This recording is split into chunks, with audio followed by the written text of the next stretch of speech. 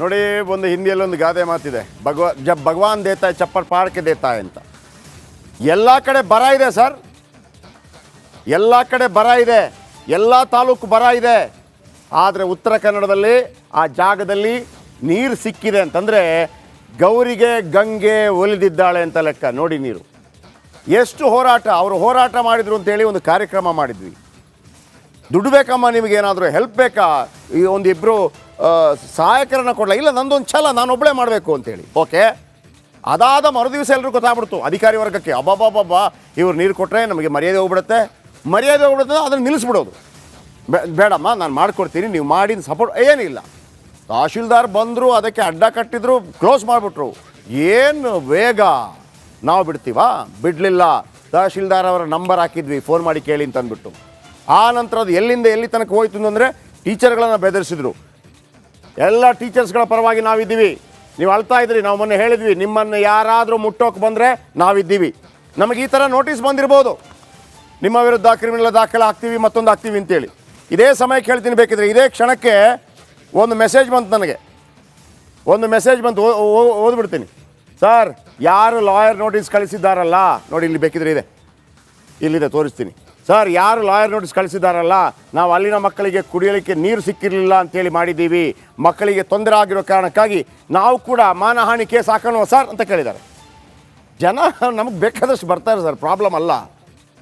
ನಮಗೆ ಇದನ್ನು ವೈಯಕ್ತಿಕವಾಗಿ ಪ್ರತಿಷ್ಠೆಯಾಗಿ ತಗೊಳ್ಬೇಕಾಗಿದ್ದಿಲ್ಲ, ನಮಗೆ ಅಲ್ಲಿ ನೀರು ಬೇಕಷ್ಟೇ, ನೀರು ಬೇಕು, ಆಯಿತಾ? ಆ ನೀರು ಸಿಗತ್ತೆ ಅಂತಂದರೆ ನಾವು ಏನು ಬೇಕಿದ್ರೂ ರೆಡಿ. ಒಂದು ಕ್ಷಮೆ ಗಿಮೆ ಅದೆಲ್ಲ ಕೇಳೋದು ದೊಡ್ಡ ವಿಷಯನೇ ಅಲ್ಲ ನಮಗೆ. ನಮ್ಮ ವಿಚಾರ ಏನಪ್ಪ ಅಂತಂದರೆ ಆ ನೀರು ಸಿಗಬೇಕಲ್ಲಿಗೆ, ಸಿಕ್ತು, ಖುಷಿ ಆಯಿತು. ಈಗ ಅಲ್ಲಿ ಜನ ಏನು ಹೇಳ್ತಾರೆ, ನಾನು ಖಂಡಿತವಾಗ್ಲೂ ತಾಯಿಯನ್ನು ನಾಳೆ ಕರ್ಕೊಂಬರ್ತೀನಿ. ಮುಂದಿನ ಭಾಗದಲ್ಲಿ ನಿರೀಕ್ಷಿಸಿ, ನೇರವಾಗಿ ಅಲ್ಲಿಗೆ ಹೋಗೋಣ.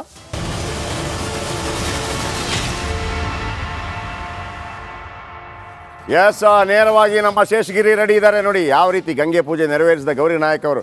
ಎಸ್, ಹೊರಟು ಶಿವಾನಂದ ಕಳವೆ ಅವರು ಇದ್ದಾರೆ ಅಲ್ಲಿ. ಶಿವಾನಂದ ಕಳವೆ, ಒಂದು ಹೇಳ್ಬಿಡ್ತೀನಿ ವೀಕ್ಷಕರೇ, ಶಿವಾನಂದ ಕಳವೆ ಅವರಿದ್ದಾರೆ ಅಲ್ಲಿ, ನೀರಾವರಿ ತಜ್ಞ.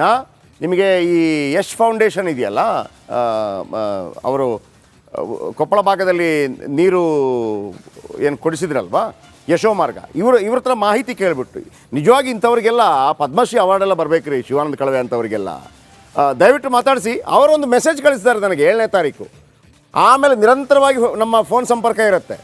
ನಾವು ಕೂಡ ಅದನ್ನು ಭಾಳ ದೊಡ್ಡ ಮಟ್ಟದಲ್ಲಿ ತೊಗೊಂಡು ಹೋಗ್ತೀವಿ. ಯಾಕೆಂದರೆ ನಾನು ಯಾಕೆ ಹೇಳಿದೆ ಅಂತಂದರೆ, ಒಬ್ಬ ಜನಸಾಮಾನ್ಯ ಒಬ್ಬರು ಕೊಟ್ಟಂಥ ಮಾಹಿತಿಗಳನ್ನು ಕೂಡ ಜನಸಾಮಾನ್ಯರಿಗಾಗಿ ನಾವು ಯಾವ ರೀತಿ ತಗೊಂಡು ಹೋಗ್ತೀವಿ. ಹೊರಟು ಶೇಷಗಿರಿ ಮಾತಾಡಿಸಿಲ್ರನ್.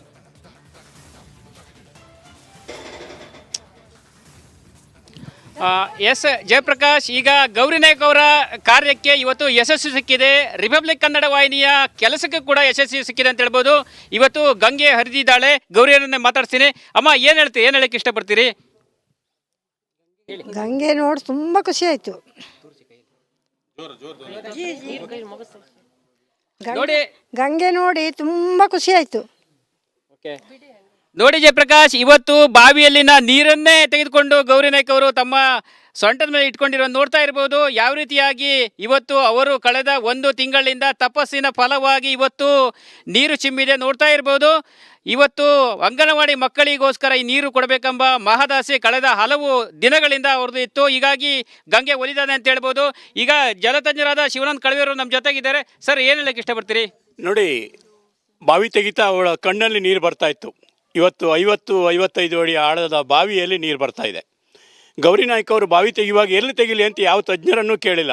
ಸ್ವತಃ ತಜ್ಞೆಯಾಗಿ ಈಗ 3 ಬಾವಿಯನ್ನು ತೆಗೆದು ಯಶಸ್ವಿಯಾಗಿದ್ದಾಳೆ. ಒಂಟಿಯಾಗಿ ಬಾವಿ ತೆಗೆಯೋದ್ರ ಮೂಲಕ ಸಾಧ್ಯತೆಯನ್ನು ತೋರಿಸಿದ್ದಾರೆ.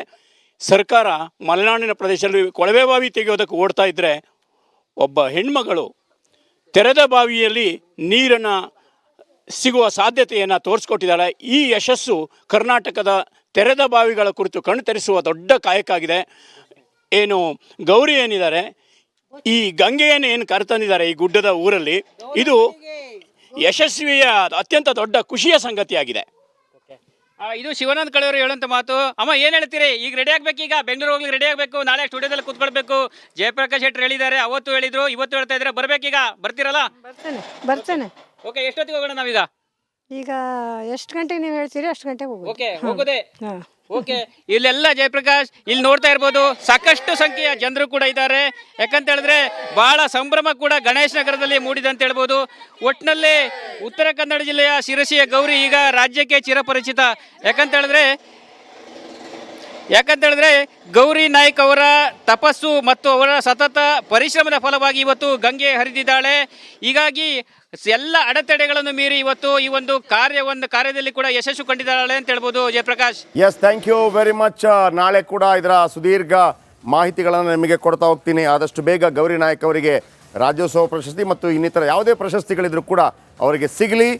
ಶಿವಾನಂದ ಕಳವೆ ಅವರು ಅಲ್ಲಿ ಇದ್ದಾರೆ. ನಮ್ಮ ನಾಗೇಂದ್ರ ಬಾಬು ಹೇಳ್ತಾ ಇದ್ರು, ಅವರ ಸ್ಟೂಡೆಂಟ್, ತಾನು ಪತ್ರಕರ್ತ ಆಗೋದಕ್ಕೆ ಶಿವಾನಂದ ಕಳವೆ ಕಾರಣ ಅಂತ ಅಂದ್ಬಿಟ್ಟು ಅವರು ಪ್ರತಿ ವರ್ಷ 10 ಜನರನ್ನು ಆ ಥರ ಆಯ್ಕೆ ಮಾಡ್ತಾರೆ. ಎನಿವೆ, ಎಲ್ರಿಗೂ ಒಳ್ಳೆಯದಾಗಲಿ. Thank you very much. ನಾಳೆ ಇದೇ ಸಮಯಕ್ಕೆ ಮತ್ತೆ ಸಿಗೋಣ. ರಿಪಬ್ಲಿಕ್ ಕನ್ನಡ, ಇದು ನಿಮ್ಮ ಧ್ವನಿ. ನಮಸ್ತೆ.